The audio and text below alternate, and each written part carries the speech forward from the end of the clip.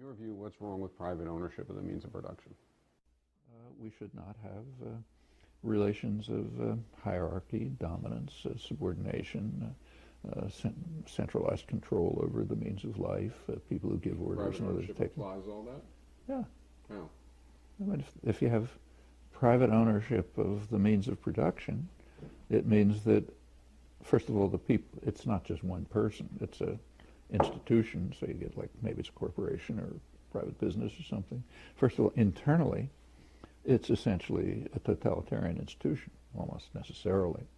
There's a group at the top, maybe a person or a group, they make the decisions, they give orders, people down the hierarchy get the orders, and transmit them.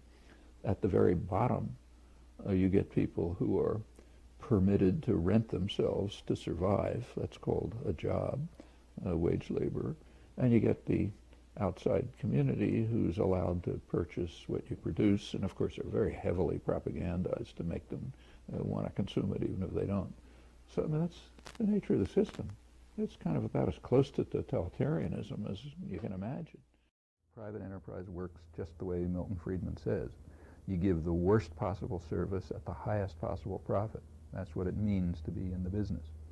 If you try to be benevolent, you're out of the business because somebody undercuts you. So the nature of the system, as insight goes way back to Adam Smith, is to be as mean and rotten as you can, to try to maximize profit and market share and give the worst possible service. Same with HMOs and everything else. But in your role as CEO of a corporation, you are compelled to maximize profit and to ignore what economists call externalities, that is, the impact of your transactions on others.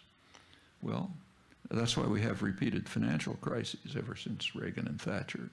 The deregulation of the financial institutions means that the people who run them have to ignore what's called systemic risk, the risk that a transaction is going to bring down the system.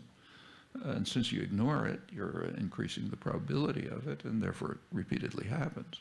So we repeatedly have financial crises, each one worse than the last. By now, about close to half the stock is owned by about 1% of the population, and the bottom 80% of the population hold about 4% of the stock.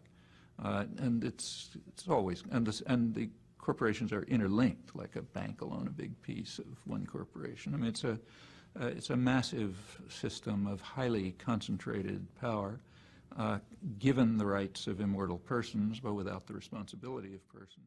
These are amoral institutions. In fact, they are private tyrannies, which are amoral and required to be amoral. They move towards, so they want to avoid monopoly because then they get public service requirements, but they want to be very limited. So just a few of them, which can have what are called strategic alliances. They can effectively act together.